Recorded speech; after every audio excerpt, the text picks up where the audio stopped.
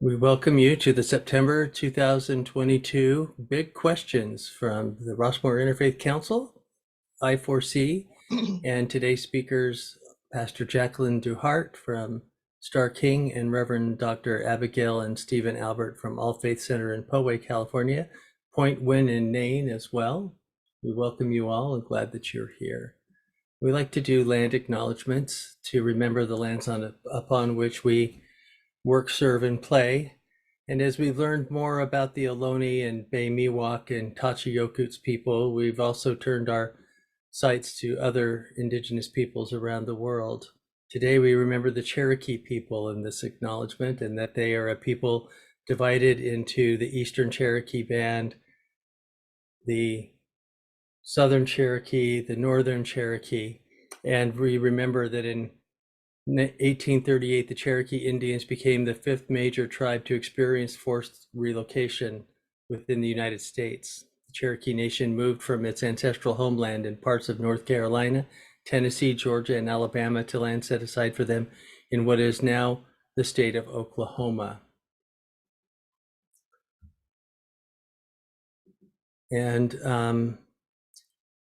And we've broken every treaty that we've ever had with First Nation peoples as we recognize this. More than 15,000 Cherokee Native people were removed by the U.S. Army. The Choctaw, the Chickasaw, Creek, and Seminole tribes were the other tribes that were forced to relocate. Over 100,000 Native Americans from the 5 tribes were forced to move. These people were held in concentration-like camps through the summer, and then they were forced to travel over 1,000 miles under very hard conditions to Indian Territory. Along the trail, nearly 4,000 Cherokee died of starvation, exposure, or disease.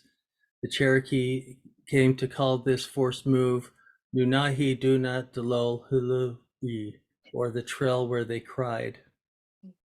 The result of the U.S. government's American Indian removal policy devastated American Indian cultures. The Native Americans had been a strong and vibrant part of North American history, what they call Turtle Island, and what the government did to these people is difficult to understand and accept.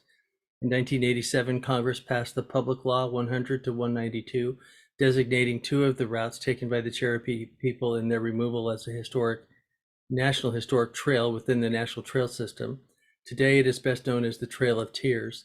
The forced removal of Native American Indians remains the black mark on American history and reminds those who desire freedom that all people deserve a life of liberty, regardless of race, religion, or ethnicity. We welcome Sarah Blackstock from Rossmore to get us started with our program. Thank you, Will. That's certainly a powerful and sad reminder. And we go forth. So welcome to you adventurers and explorers of life's big questions. It's always so good to see people that have been with us for quite a while, maybe 2, 3, 4, 5 years. We've been doing this for 6 years now. So and it's always so good to see new people. Thank you to Susie Cole, the president of the Interfaith Council, Rossmore Interfaith Council, and to the Big Questions Committee, Ruth Ahern, raise your hand, Ruth, and Channing Miller, raise your hand, Channing. Sunshine's not here today, but these ladies have been my guides for all 6 years, and I deeply appreciate them. So thanks also to channel 28. So our big question, how can there be peace in today's world, has put us through our paces as we have been challenged to delve deeper and deeper into the question and the answers. We think of the opposite of peace as war. Aside from the typical definitions of war, other words which come to mind and come from the dictionary are struggle and conflict. Now, we are an evolutionary world. Obviously, we weren't just poofed out here perfect, the opposite actually. So struggle is a part of life. Even, babies being born is a tremendous struggle for most women. So the opposite of peace does war, which is the opposite of peace, have to be part of our life? This preliminary question brings up other issues. If it is unrealistic or naive to think we can eliminate conflict and struggle, which granted are a natural part of life, does war have to be a natural part of the evolutionary struggle? War implies hostility, antagonism, and hate, to name a few of the really bad words. How can there be peace in our neighborhoods, our country, our nations, when there are individuals, and this is a real question that bothers me a lot, when there are individuals and leaders who insist on autocratic control? Their way is the only way. Should such leaders and individuals be ignored, even though they are the source of so much harm and trouble? They don't seem to go away. When an autocratic leader of a country tries and often succeeds at controlling the population and will do so by violence, what recourse does that population have? You know, it's popular to say we are all one. I hear it, hear it a lot, and all religions probably say it too. But if there are individuals, here's another question that really bothers me. If there are individuals who act on their hate and their desire for control, are they part of the oneness we all desire? That's a good discussion someday down the road. And in the presence of this warring aspect, how do we maintain our personal experience of peace, that wholeness, that center? In the presence of one country trying to control another country with oppression and fear, how does the sane world react? How should we react? So it would seem we need to foster internal peace in order to deal with the external warring, in order for oneness to prevail, which I do believe is possible. But how do we do this? So let's hear what our speakers today have to offer. Welcome to Pastor Jacqueline. I was told that that's the right way to say your name. Is that correct, Pastor? Jacqueline? It's Jacqueline. Jacqueline? Yeah, it's just the French pronunciation of Jacqueline. Oh, Jacqueline. Okay, Jacqueline. Oh, okay. Thank you. You're welcome. It's beautiful. It's beautiful to say that. And so Jacqueline Duhart, Pastor Jacqueline Duhart, who currently serves as the Director of Spiritual Care Services at Star King School for the Ministry. She holds a Master of Divinity from Star King School for the Ministry, alongside a Certificate of Spiritual Direction from the Interfaith Chaplaincy Institute in Berkeley. And we have on this program Channing Miller, who also graduated from Chi. Jacqueline has a Master of Science in Social Work from the University of Texas, Arlington, Texas. She is retired from the United States Air Force in 2000, where she worked for 21 years as a clinical social worker during the Gulf War. I'm absolutely amazed at how you people do all of these things. It's just, there are many other ministries in which Pastor Jacqueline served. These experiences honed her capacity. I love this sentence. These experiences honed her capacity to be with the sorrows, joys, and mysteries of life, while living with bright hope. Pastor Duhart and her partner of 30 plus years live in El Cerrito, California. She identifies as Black, African descent, and feminist.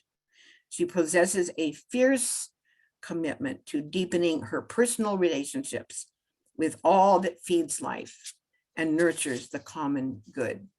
Welcome, Pastor Jacqueline. Wow, look at all of these triangles. I mean, these rectangles. I know, aren't they beautiful? They're beautiful. They're beautiful. Yeah. Well, I have my notes.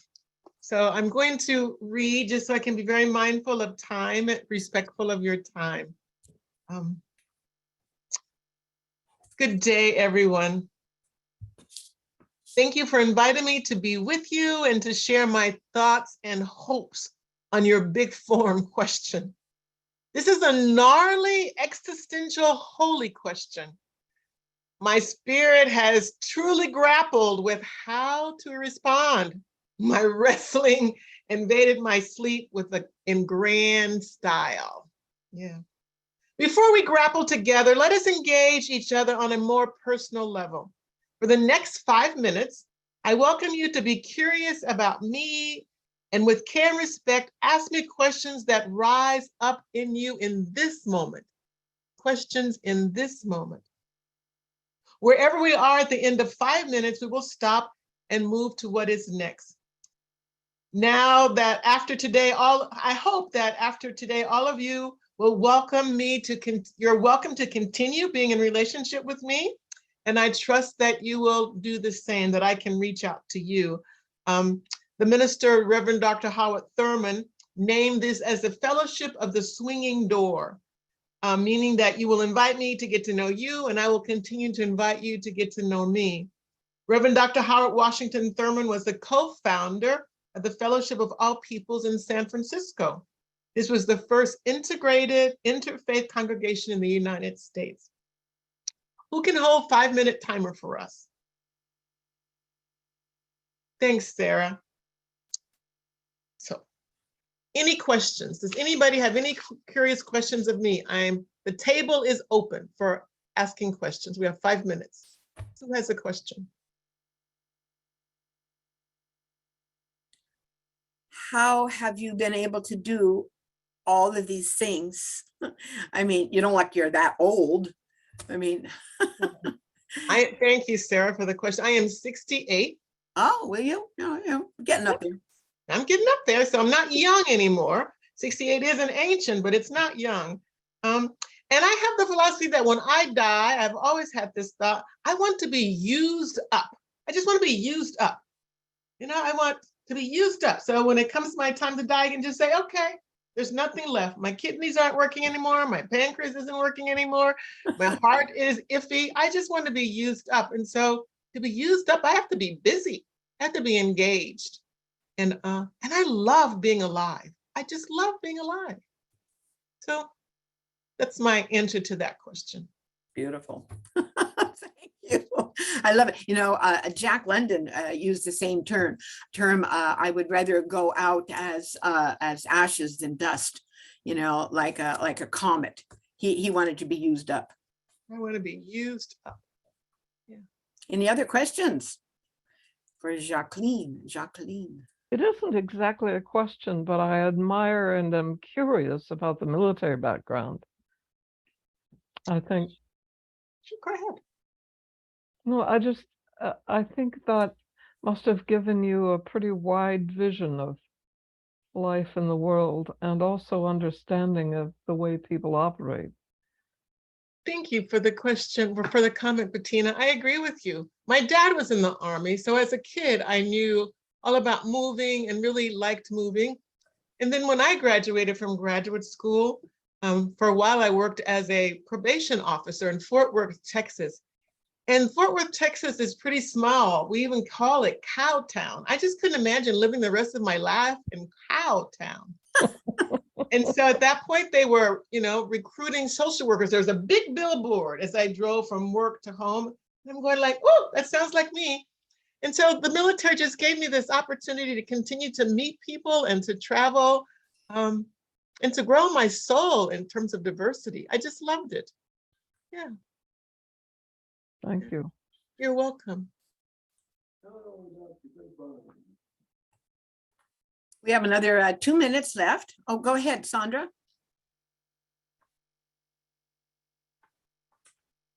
Yes, so nice to meet you. I saw that you have spiritual care services. What does that entail? Sure. Both of my part-time jobs for pay is that I'm a director of spiritual care at Star King School for the Ministry, and I'm also a spiritual director. So most of my energies are around accompanying folks who are trying to deepen their understanding, their intimacy with their understanding of Buddha, of God, of Jesus, of Krishna, of whatever their understanding of that which is larger than ourselves. I do accompany people as they're on that journey. And at Stark King, that is my primary focus with students in their formation as becoming ministers. I accompany them through the joys and woes of being in seminary and trying to figure out, is God calling me? Is Mary calling me? Maybe my cat is calling me. But something is calling me into a life of service. What is that? How do I do it? What does it look like? Yeah. So that's what I do for work and for love. So how Great. is that different from spiritual direction? In spiritual direction, I seldom give suggestions or advice. It's really about deep listening and companionship. Sometimes there's a little guidance, redirection, but at Stark King, I do a lot of guidance, I do a lot of holding, I do a lot of pastoral care. Yeah, so that's the difference. One is much more directive than the other, much more. Yeah. And at school, I use my skills as a social worker a lot, making referrals to more intensive services if that's needed. Yeah. You're welcome. We have a few folks that are trying to share, and if you'll use the reaction button and to use your hand, it'll help it make it easier for us to be able to see your hand. Thank you. Well, that's a good With suggestion. that under reactions, it brings you to the top of our screen too. So thank you. Took me a long time to discover that hand at the top of the screen. Thank you, Jacqueline. I think we should mention here that you represent the universalist Unitarian path. Is that right? I don't think I mentioned that. I am a Unitarian Universalist minister. I am. Right? That's what Stark King School is, right? That is what Stark King School is. And it's moving more towards an interfaith path as well. Wonderful, wonderful. So Channing, I think, Pastor, our 5 minutes is up. Very short. Sharing, you got short? Okay. Very short. Hi, Jacqueline. Hi, Channing. Long time no see. I just wanted to say, my more recent formation in spiritual direction, it's come to my attention, as well as my adoption of this practice, to call it spiritual companionship, not direction. We're not there to direct people. We're there to be their companion along the journey. Yes. So I think that's I've adopted that label for myself. Well, thank you for that. Yeah, thank you, Channing. So Pastor, we're going to turn it back to you for about another 15 or so minutes, or whatever, whatever pleases you. Okay, thank you, Sarah. So how do you feel now that we are a tad bit more personal with each other? How does it feel? Did anything shift at all? Closer, more intimate, more Closer. welcoming. Other responses, how does it feel? It feels connected. Feels connected. Okay. I see some nods of heads. It is my experience that this thing called peace is very personal. Understanding how to recognize peace on a personal, community, statewide, global, international level takes vigilance, faithful commitment, and loving tending. Understanding how to plant the seed or seeds of peace, and then to grow and fiercely nurture them as perennial plants. I'm a gardener, as perennial living plants is essential and primary to life's peace gardens. All of this is a long haul and spiritual journey, brightly tinged with mystery. With this said, I will begin to answer the question, how is peace possible in today's world, with what is deeply personal for me? First, I was formed in a family culture where I protected my 4 younger siblings from my parents' domestic violence. When my parents were managing their emotions and seemingly getting along, my heart was suspiciously peaceful. How did I manage this? I was kind and patient and noticed when there was peace between my parents and in our home. And this I celebrated. 2, My father is retired from the Army, from the US Army. In 1972, I graduated from high school, and my family drove from Fort Knox, Kentucky to what would be our new home in San Antonio, Texas. On our drive to Texas, my very dutiful military father was stopped for speeding. My father's body was slammed down on the trunk of our car. He was handcuffed and hauled off to jail. 5 children, that included myself and my mother, were witness to his abuse. This tragedy took place in the morning as the sun began to toast our old car. One by one, my siblings and mother drifted off to sleep. I held watch. The sun had set by the time my father returned to our car on foot. My eyes witnessed his approach, and my heart leaped for joy. With dignity and grace, my father climbed into our car, and like magic, everyone woke up, and the 7 of us were together again in our overcrowded car. And in that moment, we were all at peace. How did I manage this? My internal life was and is rich with stories and songs and imaginary characters. Sojourner Truth reminded me, as that teenage girl leaving high school, that my people, including my dad, was fearless. My heart sang familiar songs as I waited for my father's return. Songs like, when I woke up this morning, my mind is stayed on justice. My spirit, my soul is resourced for peace. For peace. Snippet number 3. While in college, for 4 years, every summer, I worked as an attendant on a non-ambulatory unit in the same nursing home every summer. 2 of my responsibilities as an attendant was to assist patients using a bedpan and to dress their decubi, their bed sores. These 2 responsibilities were highly personal and intimate. They created sacred bonds with those I cared for. In the act of caring for another, my heart rested in peace. My relationship with these human beings were mostly elderly. Most of these elders had been forsaken by their family. All of these relationships reminded me of my elders and my family. The belief in my family was that these elders deserved my utmost care. How did I manage this? My family value was an ethic of care that seeded peace between me and the person I was serving, and oftentimes their family. So peace within and peace without. Last little snippet. In March of 1985, I had the privilege of giving birth to a handsome baby boy. Jordan, my son, was due to arrive March 4th. This kid did not arrive until March 27th. I know, he made his royal appearance and he was just such a happy baby. My labor with him was short and delivery was quick. When he was ready, he was ready. Today, he is well and thriving. As is the way of learning how to parent an adult offspring, our relationship has had its sharp edges. And this will roll around again. When I see him, my entire body, though, is flooded with oxytocin, that hormone of love, and I am at peace. How do I manage this?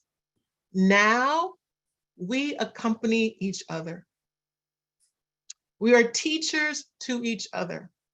And I have learned how to listen, how to lead when necessary, and how to follow, and also how to stay home.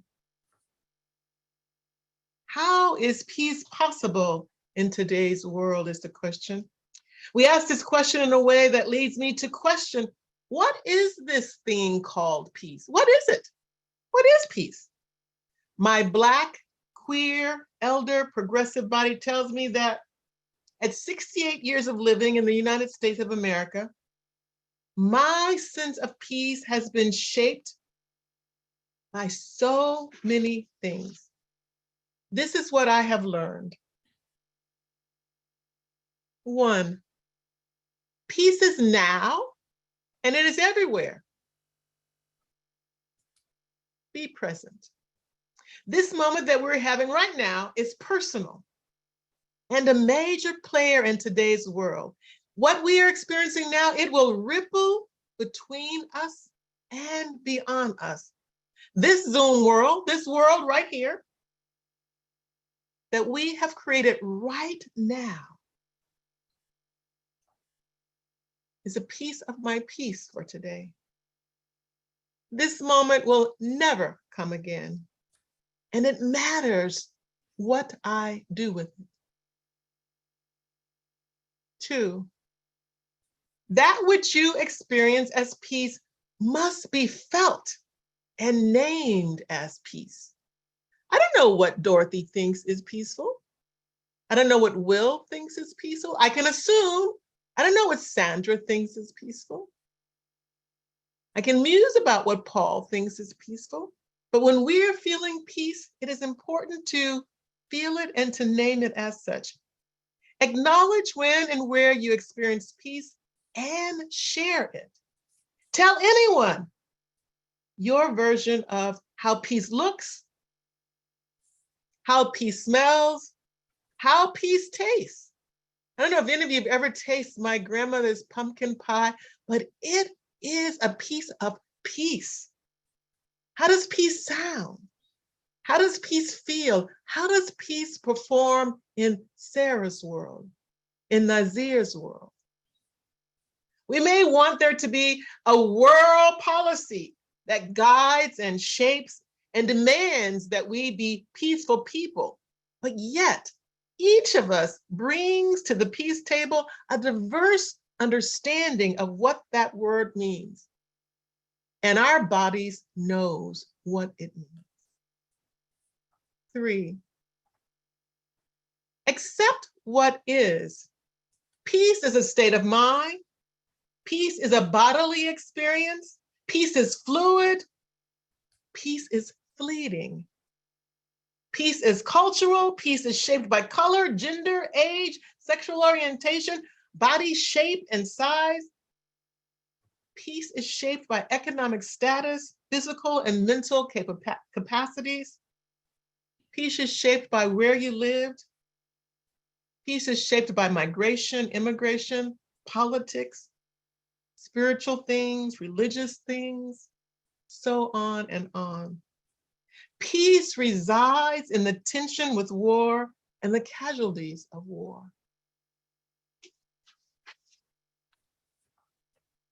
4, use your power and authority to facilitate changes that seed peace.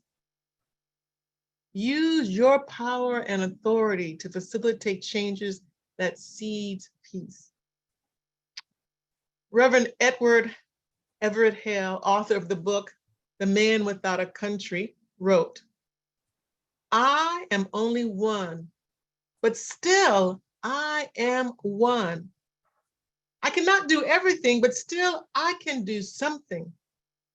And because I cannot do everything, I will not refuse to do the something that I can.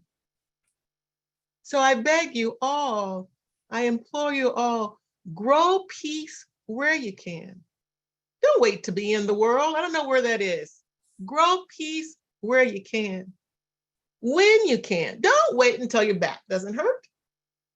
Don't wait until your legs are stronger. Grow peace in every way that you can. Bake some pumpkin pies. I'll take some sugar cookies. I'll take a smile. And know that whatever you're doing is enough. Is enough. And it will ripple in you. It will ripple between me and Channing. And it will ripple beyond. Because as I've already said, when you're feeling the peace, name it and tell someone. Shout it from the mountaintops. How is peace possible in today's world? I wish I had a clear, uncomplicated, fail-proof way, because we Westerners tend to be on the side that, give me something easy to do, Pastor Jacqueline. I want it easy and quick, and I want it now. I wish I could give that to you this morning, but I can't. I have served in federal prisons. I've served in local jails. I've worked for pay at Planned Parenthood. I have served in war. I've been a pen pal to a human sitting on death row. I have sat at the bedside of my mother as she died from a horrible cancer. I have accompanied parents whose child died from gun violence, and some who were murdered by the police. I've tended to the fear of humans making a way out of no way as they survive on the streets. I have brought compassion to the demons that arise as one withdraws from substance abuse. And in all of those situations, I've found my way and brought others along to peace. Being peace, doing peace is a personal, long-haul spiritual project. Biden is not going to create some stimulus package that's going to buy us into peace. It's not happening. Peace is a fruit of trust. At the beginning, I invited you to ask me questions, because it is in that place of being personal, of getting to know, that trust can grow. Trusting relationships can bring forth peace. So I invite you all to go forth and make personal relationships. Peace is present now. I invite you to notice how you're feeling. Just notice. Is there some war somewhere in your body? Which is different from pain. I'm a person who suffers from sciatica, so I know how pain can be distracting. And my partner can sometimes think I'm at war with her, but often it's just pain. Peace is present now. Accept that peace has multiple layers and diverse presentations. How I feel peaceful may not be how Barbara feels peaceful or how Mary feels peaceful. Learn the peace language of those that you are in relationship with. Keep learning the language of peace.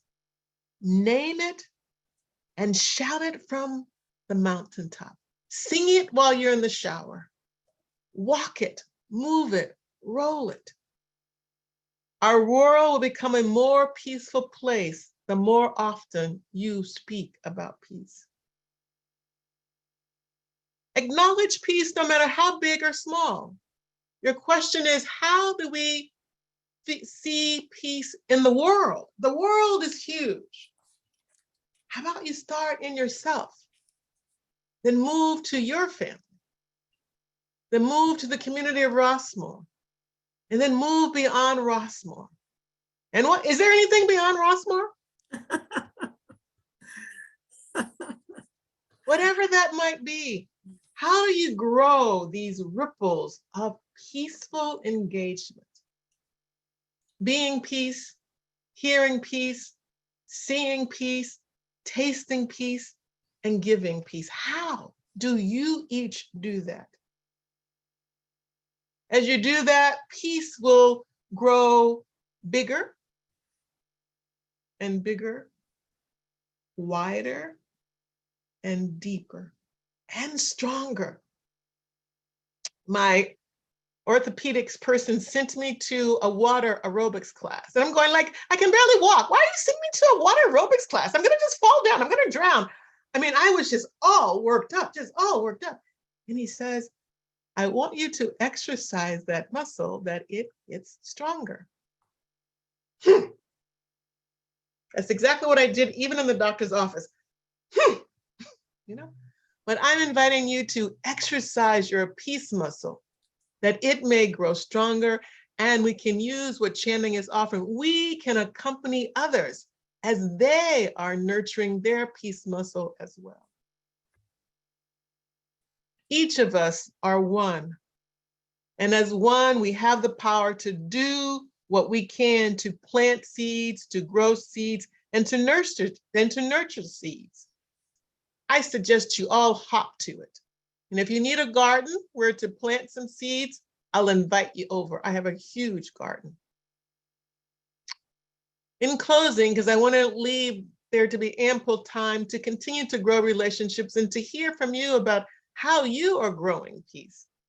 In closing, I've taken this quote from you may know the magazine, Yes Magazine. Does anybody know Yes Magazine? Okay.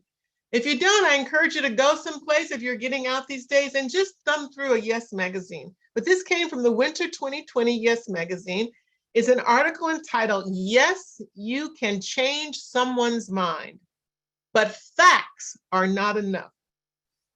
Amanda Abrams, the author, says, we develop beliefs through our feelings, not our brains. And that's how we're changed as well, by connecting with others and having an emotional experience. So I'm going to read that one more time and a little bit slower. We develop beliefs through our feelings, not our brains. And that's how we're changed as well, by connecting with others and having an emotional experience. I really appreciate you listening to my words. I invite you to go forth and share a peaceful experience with someone and be changed. And then move forward and change the world. Thank you so much, Pastor Jacqueline. It was rich and deep and broad. I really appreciate your sharing of your personal experience. We have about 10 minutes for questions to Pastor Jacqueline or comments of your own on peace. So remember about finding the little hand, the reactions, and you click on that, and then the hand comes up in the corner over there and lets us know that you want to say something or just blurt it out. Channing.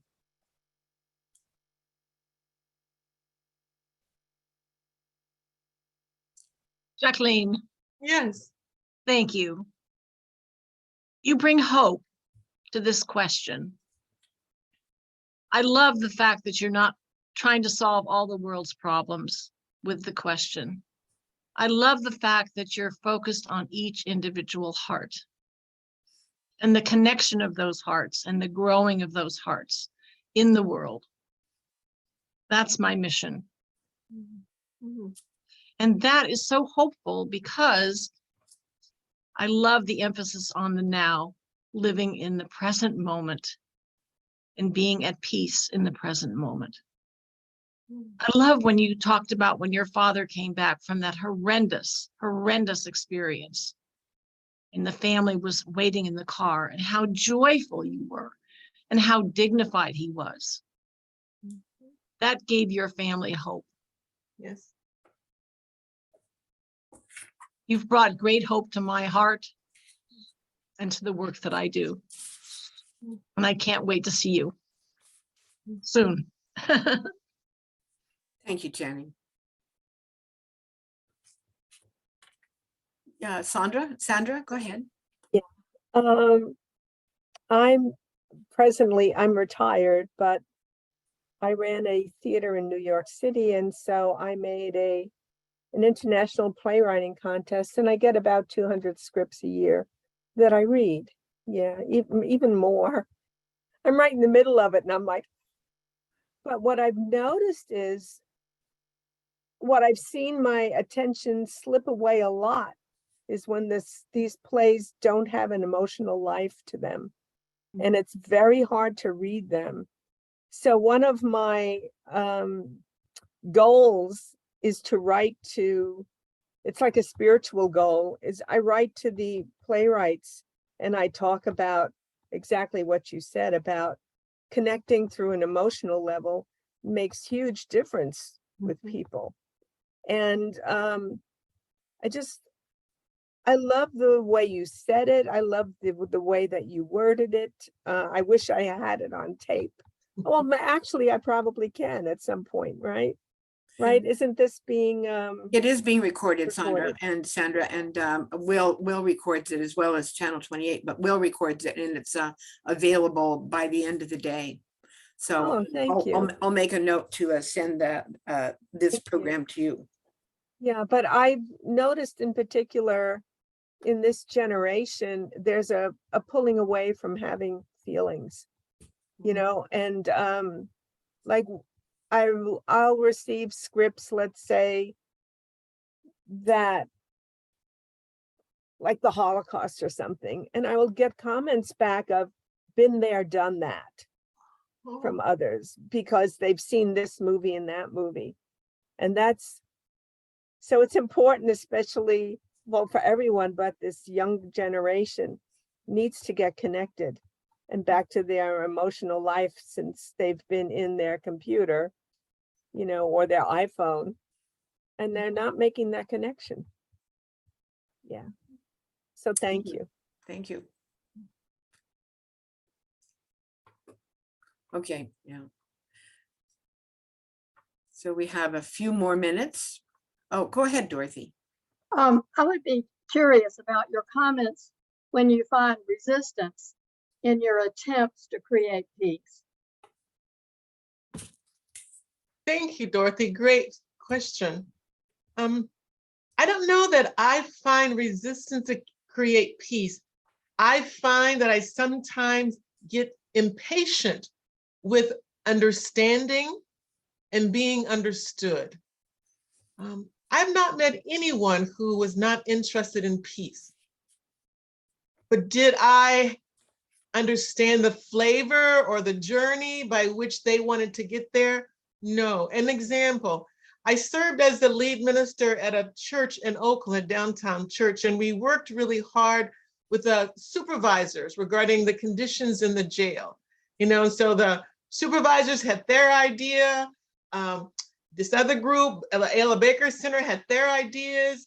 The First Unitarian Church of Oakland had our ideas, you know, and then there was an Interfaith coalition that had their ideas. And we would come together and we thought we were coming together, being peaceful, hearing each other's, but we were not. We thought that our idea was the right idea. And so it took us probably over a year to recognize that and to pull ourselves out of imposing, kind of like, I think maybe Sandra talked about, this kind of authoritarian, fascist way of doing business. Like, no, can we keep the conversation going so that we come to something that is mutually accepted? And so not so much resistance to peace, but a resistance to doing things my way, which could seem like, oh, we're not interested in peace, but I've not found that to be true. So I've had to learn how to be more patient and more calm, and more caring. Yeah. Yeah, all of us. Thank you, Pastor Jacqueline. So now I think it is time to introduce the Reverends Abigail and Steve Albert. Reverends Abigail and Steve Albert are the co-ministers of the All Faith Center in Poway, California. Who's heard of Poway? I hadn't. And founders of the Poway Interfaith team, referred to as Point, P-O-I-N-T. Reverend Abigail is Point's executive director, and Reverend Steve is the director of the World Interfaith, which is a global database of interfaith and peace organizations. Dr. Abigail presented at 3 of the Parliament of World's Religions. Dr. Steve has 3 college degrees and taught college for 44 years. Once again, how do you guys do all of this? Together, they co-chaired the NAIN Connect conference in San Diego in 2017. Rallying the mayors of the San Diego cities, they created Interfaith Awareness Week in 2017, which has grown from a local celebration into a global program. This past August, they directed the 6th annual Interfaith Awareness Week as a 7-day, 12 hours a day global interfaith celebration with many, many programs. The Big Questions was invited to participate, which we did, and Will McGarvey participated also. Together, they are the authors of 20 books, including a Reboot to Interfaith. So welcome to Dr. Steve Albert and Abigail Albert. Wow. Thank you so much. Wow. Did we do that? Yeah, I know. Yes. Amazing. Oh, one step at a time, right? It builds up. It does. It does. Well, we're very happy to be here today with all of you to see your lovely faces. And we do have a PowerPoint presentation that we would like to take you on as a little journey. The first, you just saw the first slide. It was our bio, which you beautifully read. So thank you for that. And so we're going to present first. And then if you have any questions or comments, of course, afterwards, please do so. So we're very happy to be here with you today. Well, one of the things that I'd like to say is, Esther, Jacqueline, you have done so much beautiful work. Yeah. You may hear a lot of the things in our presentation that you presented, and it seems that we're very much alike. But the idea is that peace versus war is always a choice that we make within our hearts, within our day of meeting people and everything else. And as long as there's profit in war, the world will never know peace. It was Jacqueline Kennedy that said, mankind must put an end to war before war puts an end to mankind. And I wanted to include some quotes that when I read them, they really touched me. And so I'm going to share them with you. The first one, consciousness is the key. And Steve and I come from the New Thought tradition, which includes unity, religious science, many of the churches you will hear as centers for spiritual living. So consciousness is a big thing with New Thought people. So consciousness, how we think, how we feel, our mind and heart is the key. We cannot save our world with fragmented minds and fearful emotions. You may not be responsible for world peace, but you are responsible for your own peace, whatever it's the small piece or the large piece. And I love that from the NAIN network. From Wayne Dyer, how do you get world peace? You get world peace through inner peace. And we said this a lot. If you've got a world full of people who have inner peace, then you have a peaceful world. That makes sense. So, and one of our main, very noted ministers in New Thought is Reverend Dr. Michael Beckwith. And I love this because it said, peace is not the absence of war. It is what we radiate in the midst of conflict. And that means whatever conflict you happen to be in, whether it's at work, with your family, somebody on the street, how can you radiate peace when around you something is going on? We need to be the middle of the cyclone where it's always peaceful. Be the change you wish to see in the world, which we've heard over and over, and it's very true. And change your thinking, change your life. We hear that a lot in our New Thought tradition. Ernest Holmes is the founder of religious science. And so that was one of our main thoughts. Change your thinking, change your consciousness, change your life. Well, you know, I don't know what different religions we have with us today, but if anybody who has done any kind of work looking at the different religions, realize that the avatars asked all of their people to be peaceful. Baha'u'llah, condemn and eradicate all forms of prejudice. Buddha, give up wrong and harmful thoughts, words, and deeds. Confucius, when the unenlightened desire is ceased, suffering ceases as well. Guru Nanak said we are all one, created by the one creator of all creations. Jesus, of course, said, love your neighbor as yourself. All existence, Krishna said, comes from the same external spiritual truth, Brahman. Lao Tzu said, care for the earth and all life around you. Mahavira, we should love and respect all living beings. Moses, from the Ten Commandments, says, you shall not murder. Muhammad says all humans are equal. And from the Native American truth that we are placed on this planet to live in harmony with and respect all life around us. In New Thought, we're told, honor and respect all faiths, cultures, and creeds. And Ernest Holmes said the philosophy of religious science, or unity, or New Thought, whichever way you want to describe it, is a synthesis of the greatest concepts that have ever come to the mind of humankind. The law of Moses, the love of Christ, the ethics of Buddha, the morals of Confucius, and the deep spiritual realization of the Hindus. They all find an exalted place in the philosophy of religious science.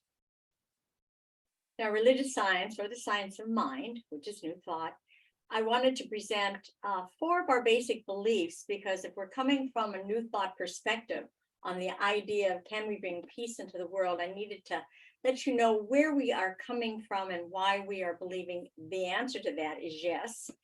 Number 1, we believe all people are individualizations of the one spirit, God.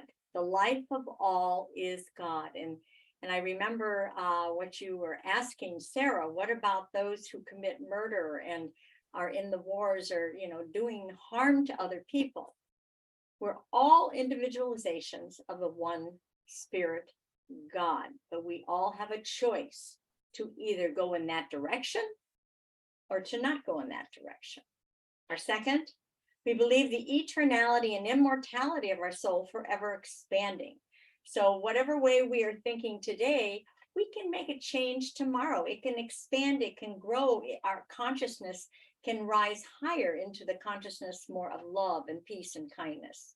We believe heaven is within us and that we experience it to the degree we become conscious of it. Again, we have to be conscious that, oh, I'm living in this world, and this world is the world of God. And so heaven is within us. We believe the ultimate goal of life to be a complete freedom from all discord of every nature, and that goal is sure to be attained by all. That means everybody, everyone who's doing what we consider wrong today, they have a choice. It's like a light switch. Some people are still roaming around in the dark. And when their consciousness gets to that aha moment and something flickers within them and the light goes on, they say, oh my gosh, I don't have to do this anymore. I know who I am. I am a being of God, and I'm here on earth to do good and be at peace. So how can we bring love and patience and kindness and compassion into this world? None of those beautiful qualities are something that can be ordered by head of a country, a company that we work for, or even a faith leader. Faith leaders cannot make people be peaceful. We can talk about it, but everyone has a choice. We as individuals must become peaceful and loving, patient and kind, and compassionate by choice. God has given us free will. We have the choice to make. It always begins with me. It begins with you and all other people around the world, because everyone is making choices, and it is to be the change you wish to see in the world. And we are all, and I love this because I truly believe in this, we are all interconnected and energetic vibrational beings. No one is an island anymore. What affects one affects all, and energy is consciousness activated and sent out unconsciously to others. And I know all of us have had experiences where we're standing in line and all of a sudden we feel like prickles in the back of our neck and like, ooh, what is that? And there's just somebody that's close to you that just gives you the EBGBs, right? You just don't want to be near that person. And then there's other people that we're so drawn to, we can hardly wait to stand next to them. So this is the energy that people create within themselves and surround themselves. And this energy goes out to everybody. I'm not done, Steve, go back. Go back. And it goes out, and it does have that butterfly effect where one action in one part of the world really makes a difference in actions on the other side of the world. Wherever we are rippling out who we are all the time. So we need to make that choice to be kind, so it ripples out, to be at peace, so it ripples out. Okay. So we want to focus on what we want to see. We want to vision peace in people, vision the peace that's within ourselves, vision a peace in a country. We have to vision it, believe in it. Divine love, peace, perfection, and not what it looks like, but what we want it to be like, what we want it to feel like. That's the process of creating peace. And we have to train our mind to do that, and then train our heart to be in the middle of peace, even if the conflict is around us. Because if you believe you are a peacemaker, then you are. Then you are.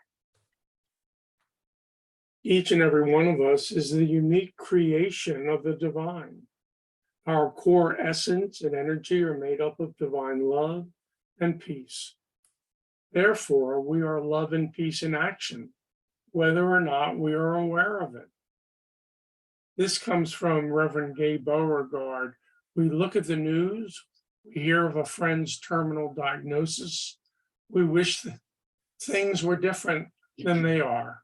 And this creates anxiety, depression, hopelessness, and so on. Thank goodness there is a remedy, a way out of these feelings of hopelessness and helplessness. It's called letting go. It's called admitting that there is no earthly way for us to figure out all the problems of the world. So if all people have the consciousness of the avatars, we would all live in peace, right? Assuming that we're open to peace. But what if, and I ask you to think about this for a moment, what if you were born into a family that was raised a violent home?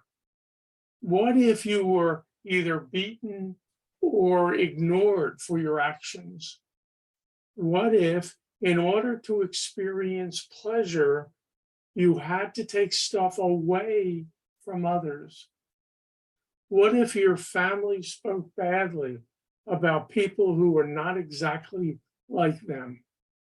What if your life was uncertain from day to day and being happy was really not a possibility? Well, in New Thought, we emphasize that if you change your consciousness, you change your life.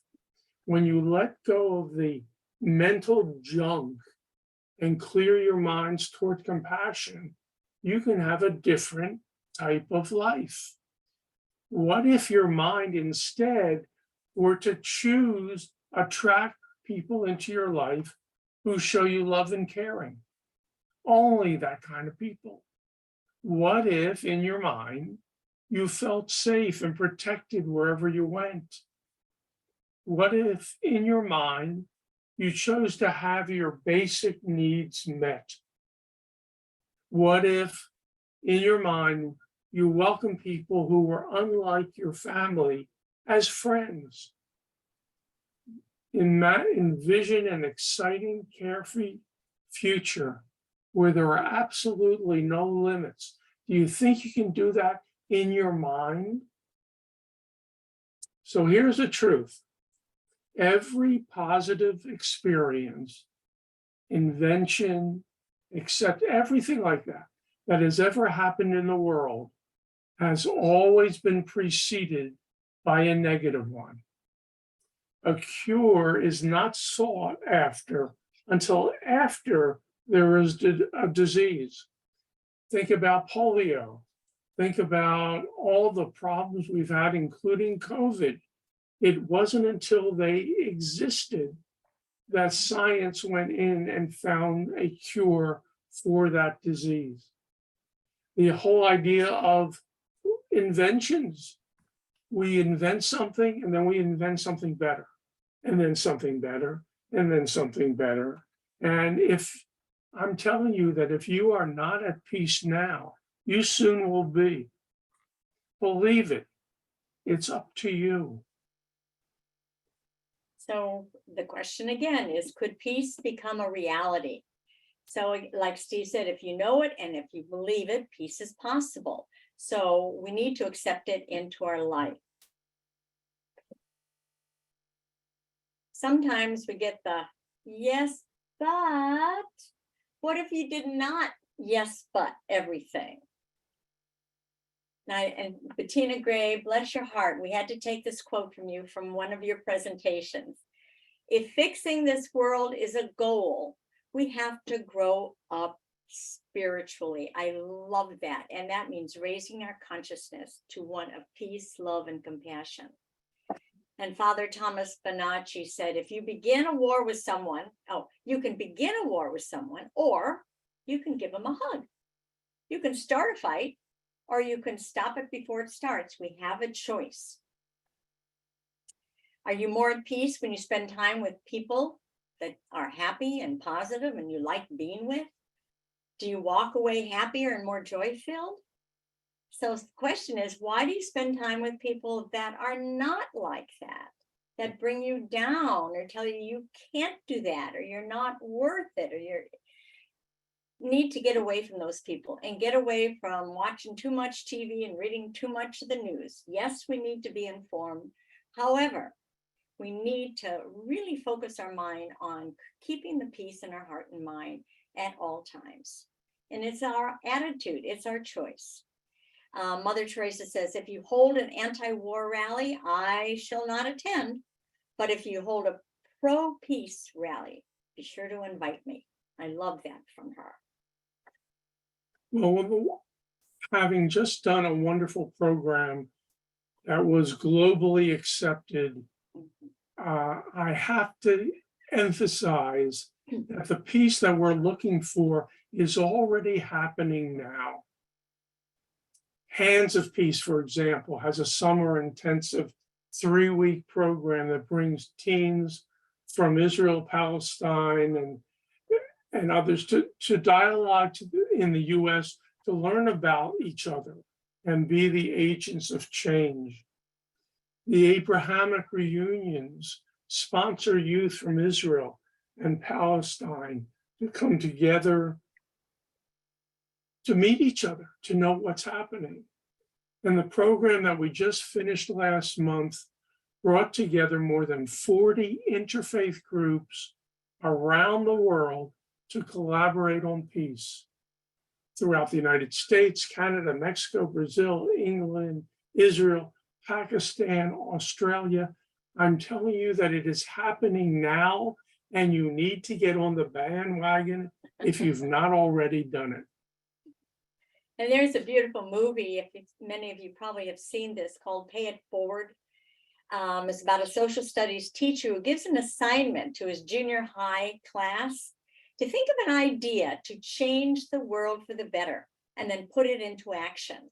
When one young student creates a plan of paying it forward, he not only affects the life of his struggling single mother, but he sets in motion an unprecedented wave of human kindness, which, unbeknownst to him, has blossomed into a profound national phenomenon. I mean, after this movie, everybody knows what it means to pay it forward. Pay for the person's coffee behind you in Starbucks. Pay for the person's toll booth. Pay for something. I mean, let people in line if they have less to buy than you at the grocery store. I mean, how many times can you do an act of kindness? It's all about paying it forward. And this is the ripple effect will start, just like the butterfly effect. You did one good deed and it's going to spread around the world.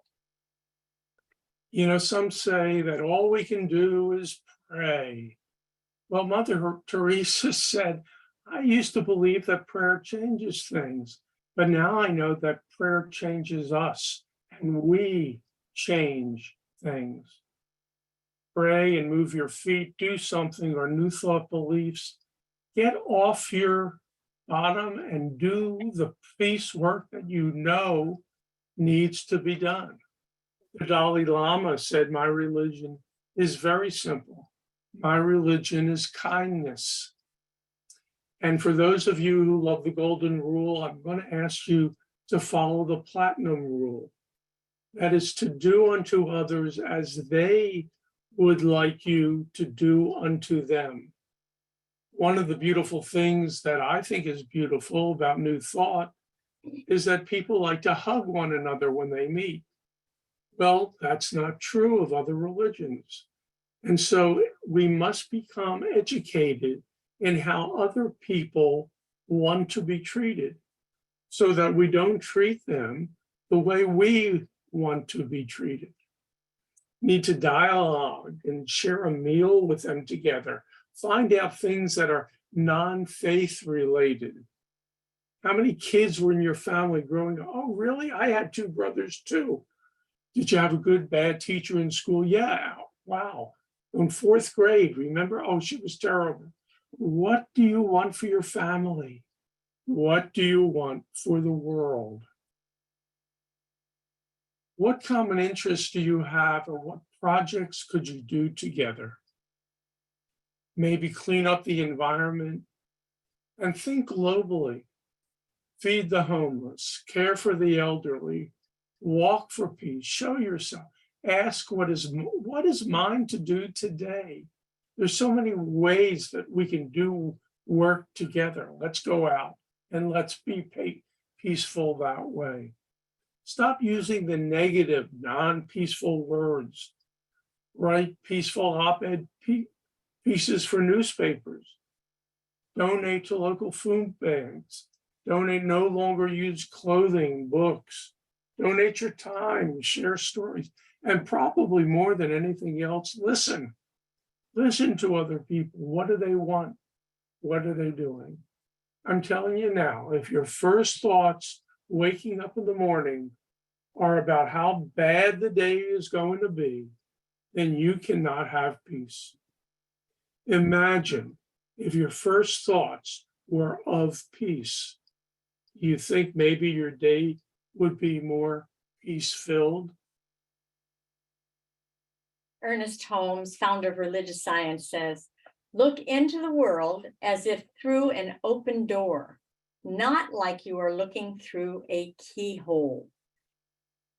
Realize the whole picture and your part in it. Research and recognize the real truth in all situations. Remember, the peace is within you now. And we want to end with a kinship prayer, and we're going to ask you to participate with us. We're also going to say, please do not unmute yourself. Keep yourself muted, because this is going to be a call and response. So when we respond, you'll be saying it muted. So we don't have 50 people with different cadences going.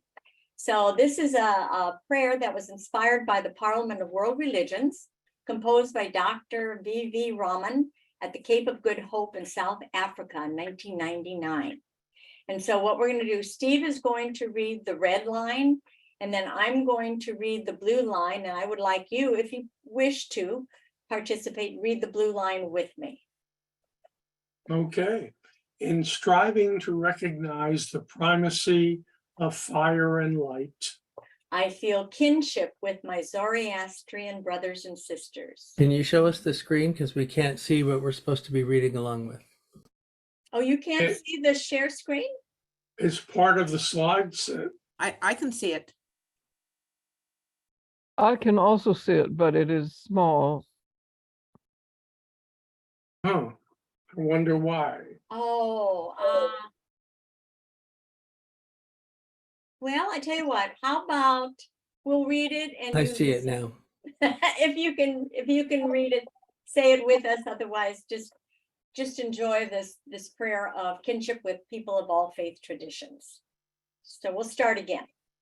In striving to recognize the primacy of fire and light, I feel I feel kinship with my Zoroastrian Zoroastrian brothers and sisters.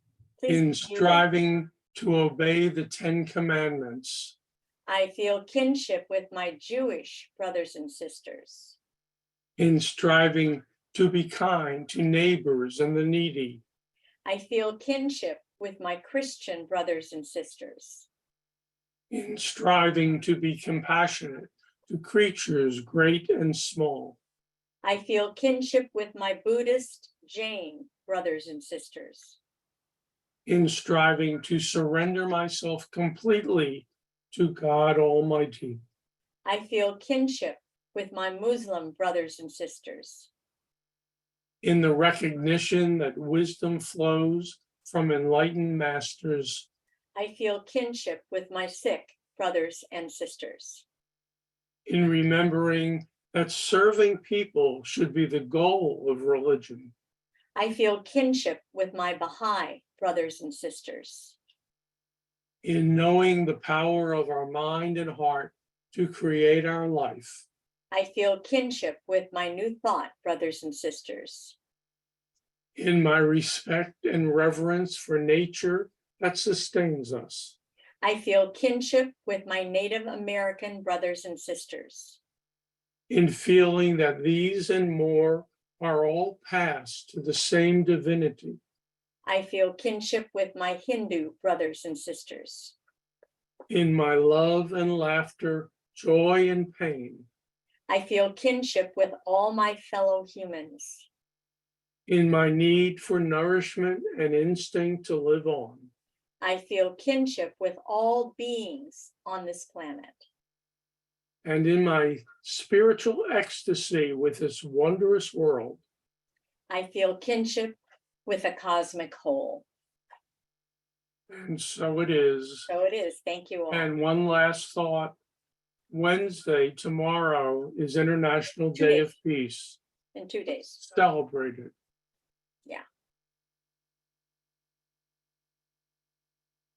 Thank you so much, Reverends Abigail and Steve. That was a lovely presentation.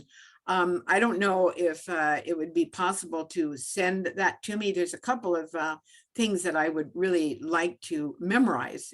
Sure. It's one of my practices of memorizing things. Sure. We'd We'd be be happy happy to send to. you. Sure. Thank you, thank you. And then, you folks can let me know if you're interested in, I can send you on a copy. So what responses do you have? What questions do you have? What comments do you have for Reverend Steve and Abigail Albert?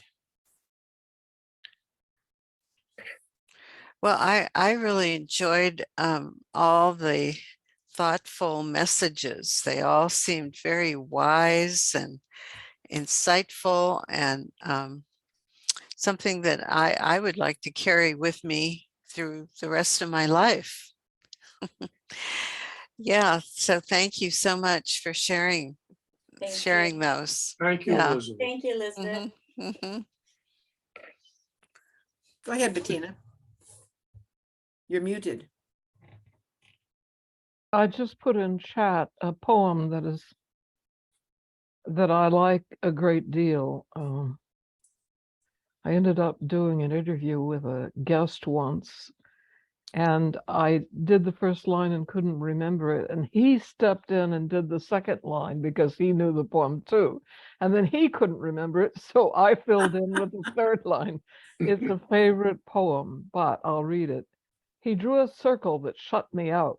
Heretic, rebel, a thing to flout. But Love and I had the wit to win. We drew a circle and took him in. And I think that's what all three of our speakers have been saying today, and I appreciate it very much. Thank you. I love that. I'm copying that. I love that. Thank you. And it's so true, isn't it? That it's those that are on the outside of the circle that need us, need peace. They're on the outside. They need to be included, and yet they are often the hardest people to include because of their disposition or because of whatever, because they're so negative, so screwed up. Well, I do have a question and a problem that's been puzzling me a lot. And I almost didn't say it because I find it hard to articulate. Because the best way would be to say that there are those who see peace as weakness. There are political folks and others who see their advantage in those who advocate and work for peace and will take that advantage. And even Jesus talked about being wise as well as peaceful. And that balance has always puzzled me. I was only recently reminded of it by a book titled What War Taught Me About Peace by the Robert Mueller, Assistant Secretary General of the UN and one of the early founders of the UN, and spent his entire life working for peace. And he brings up in his book that the egalitarian French Enlightenment, let people live, was precisely an invitation to the Germans to abuse, in his experience. And it raises a conundrum. How do we be both wise and peaceful? Everybody has to make that answer for themselves. I just keep thinking when you were saying that the people that are tearing others down to lift themselves up, they're coming from a place of fear and not having enough. And that's a very sad place to come from. When we realize there's enough for everybody and everybody, can share and there's plenty for everybody. But that's where your quote came in. We have to raise up our spiritual consciousness, knowing that there is enough for everybody. And until that light goes on and the people that are hurting others or tearing people down, all we can do is shine our light and what we believe to be true and just let that ripple out and hope they feel that energy from us. But we can't make them do what we wish them to do. We can only just hold them in our hearts and know that in time, through evolution, they too will learn and grow spiritually. Sadly, for some of them, it's about power and control, and that's still fear. That's still based on fear. It's either you're in fear or you're in love, and the negatives are the fear part, and all the others are the love part. Well, it's based on greed, which is self-orientation. Greed because you think you need to have more, because you don't feel like you have enough. It's still fear-based. I struggle with the same challenge that other speaker mentioned. How do I recognize that today innocent children are being murdered and Ukrainian citizens being tortured, and look at the founder of this practice, who is one single man who clearly is very greedy? How can I convert the horror of this that I have to experience as a human being? I am not immune to this. How can I convert that myself into a motive for peace? Is it enough to just say I will ripple out kindness towards Putin? Go ahead, Pastor Jacqueline. Perhaps this peace conversation is huge, and we might be conflating a few things. There can be peace, and then there's still evil in the world. Yes. There can be peace, and there's still evil. And this idea that if someone is doing evil, then I can get to feel self-righteous and I'm not going to send my love or my wonderful, peaceful thoughts toward them. I mean, that is a consciousness, as the reverends have just spoke about. So how do I work with my consciousness and that which is in me that is resistant to love? That is resistant to love. I mean, there are all kinds of scriptures, you know. If there is some truth in that God created all of us magnificently, divinely, you know, if we hold that as being true, then in that divinity, there's still some, I'll just use this tried and true, there's still some shit, you know? You know, we are evolving and we're not all on the same spiritual plane. So how do we accompany those who are a little less evolved or are overly evolved in some kind of way? You know, it is a conundrum, Valerie, for me to look at Trump and say, you know, his mother loved him in some kind of way. She did. Yeah. You know, she did. And the process of evolution is what we've chosen to participate in at this time anyway. Yeah. So I'm inviting us all into this place of grace for each other and for those that we accompany. Thank you. Thank you. Thank you. Yes, definitely. Dr. Steve, did you want to say something? Yeah, and you know, a lot of this comes from the way we grow up as children. We emulate things that give us good results. So if we're bad children and we get punished for doing something, we tend to change our behavior and do it differently. Hopefully, people continue to learn the good way to do things, and hopefully the teachers, the parents, show things in a way that we would want to emulate. So when I see somebody who's making a lot of money, I don't initially say, that guy's no good. He's got more money than me. The hell with him. And I want to know how to do it. I want to know, I would like to be like you. I would like to be part of the good that is happening, because the good brings me more people who share in my love, who share in my compassion, who share in my helping other people. And the more I do that, if there's more and more and more people showing the right way to go about it, perhaps we can counterbalance the scales that are bringing in people that are evil. And obviously there are, no question about it. Perhaps that their training was not a positive training. It was get what you can and get out. Hurt others and get yours. I tend to not want to deal with people like that. Will, did you have something to say a few minutes ago? I put the link to our International Day of Peace program, which will feature Dr. Maha Hilal and Fresh Love White, Wednesday night at 7 p.m. It's all online. The link is in our chat room. It's free, and this should be a really good conversation on the same question, is peace possible? But especially looking at Islamophobia and the fears, well, not the fears, the systems of the Islamophobia industry and how that has held such sway over our culture for the last 25, 30 years. Should be very interesting conversation. Thank you. And what time is that? Or maybe you say that. 7 p.m. 7 o'clock. And it's all online. Okay, thank you. Thank you, Will. So we're getting to a time of, closing, but we do have more time. Linda, it's good to see you. Hi. And Channing, you have hand up?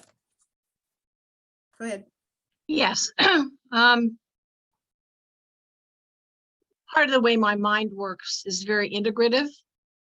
And as I'm listening to everyone speak today, I'm really bringing all the elements together, not just our 2 speakers or 3 speakers, but all of the questions of everything. And I wanted to offer a couple of things that I'm thinking about. And 2 of those things are, number 1, peace and evil can exist together. And the only way for peace to survive is to have courage, to be strong, to not be afraid, and to go forward in a peaceful manner. And in that aspect, it also has to have boundaries. We have to know what we believe, and we have to live by what we believe. As you said, you know, evil comes from fear, and we can understand what's going on with the other person, but we can't allow them to take over our lives. Right. So we have to establish boundaries, but we need to do that in a peaceful way. So in everyday life, I look for the way that I can coexist in integrating peace against, you know, people that are, you know, they're not behaving the way that make me feel peaceful. I have to establish boundaries. And as you said, sometimes that means I need to exclude those people from my life. And that would be drastic because I won't be then inviting them into my circle. But I think this comes from a raised spiritual consciousness. And all of us human beings in the world today, this world is about all of us raising our spiritual consciousness. And the second thing is, as human beings, we need exemplars. We need people to follow. We need examples. And so I look to those people in the modern world that I see who have courage, who have backbone, who are standing up, and who are angry, but not hostile. Anger is a good thing, but it's not hostility. So I think that it's a matter of balancing these things within ourselves, within our heart, and also understanding and knowing that we have so far to go. So each individual, our responsibility is to grow our hearts and our minds and our beings spiritually to become new human beings. And that's what I think is going to change the world. I agree. Thank you. Yeah. Thank you, Channing. Thank Great. you. Yeah. And I would just like to add that I think the way to find that ability to deal with evil and conflict is to come from the fragment of God that indwells everyone. That we all have a little fragment of God within us. And if we let that be our guide, then we can handle things like the difficult things that surround us better. Anyway. Thank you. Thank Elizabeth. you, Elizabeth. Yes. Yes. Elizabeth, you sound very Unitarian Universalist. And as we close, I really appreciate that, the spark of the divine in all of us. And I've also hear us talking a little bit about how willing are we to take risks? Because to have courage, to be out there talking to people, you risk being changed. Yeah. You know, and how many of us are really ready to be changed, to become Muslim or to become Lutheran or Methodist or spiritual, not religious? To be out there in the world, you risk, you know, being changed by another. And oftentimes we're just not interested in being changed. We like how we are. I like my money, I like my house, I like my neighborhood. You know, I like that my son is marrying a heterosexual girl, you know. And so one of the bottom lines is, are you willing to risk being changed? When my son told me he was queer, I'm going like, what? I'm going, and it took me a while to say, okay, all right, this is your life, not my life, it's your life. What is that going to do to our relationship? It took me a minute. It took me a while. He called me up and says, Mom, are you okay? I didn't think this would be a problem for him. Going, oh, it's not. Really did. He said, it really defied my thinking in the moment. I'm cool now, but to risk being changed. Mhm. Risk. And change is gonna happen no matter what. And we just have to just flow with it and just realize that everything changes. Everything changes. And Not me, Abigail. oh, not you. Oh, okay. We've had so many changes in our life. We're like, what? That person, what? Me too. I agree. Well, thank you so much. It's a perfect way to end with people chuckling. I love it. And I want to say hi to Dick. Hi, Dick Bailey. oh yeah, Dick. Yeah. You know, Sarah, there's one other way to end this. Okay. And that Oh is, no, There we go. Steve, the food. Oh, I believe that cherries can cause peace. oh, Sweetness. sweetness. Yes. Thank you, Yes. Steve, for bringing that up. So we will be meeting one more time this year. That is, let's see, October. I don't have my schedule in front of me. And we will have a representative from Zoroastrian, and I believe from Zoroastrianism, and I believe a representative from the Sikh religion. Oh, good. I'm Good. pretty sure it's Sikh. So I will I'll send out the notice about a week ahead. And this is so exciting. I mean, you know, I love it when people participate with the speakers. They're not just asking, you know, the speakers for their opinions. You're sharing your experience and your, you know, your opinions. And so this is one of our goals. The Big Questions Committee is to create a safe place, but a stimulating and an interesting place for dialogue. So yes, you can talk about religion and politics. I mean, those are the two interesting things in the world to talk about. You're always told not to talk about them. Well,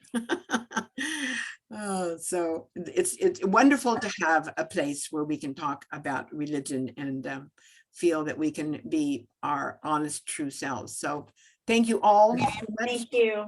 And thank you, Will, everybody. Thank you, Sarah. You're welcome. Thank you. It's Thank my you, joy. Sarah. Thank you, Bye. Sarah. Thank you so much. Bye, everybody. See you in a month. You got it. Okay, bye-bye. Thank you, Steve and Abigail. Absolutely, and you. thank you, Jacqueline. And Thank Jacqueline. you, Jacqueline. Oh, Thank you. Jacqueline, I'll get that. I'm gonna work No, on it. Jacqueline. Don't Jacqueline. forget the L, the L, Jacqueline. Jacqueline. I'll be working on Jacqueline. it at 3 o'clock in the morning when I wake up. Okay. Thank you. Bye, Bettina. Thank you. Bye. Bye, Elizabeth. Bye.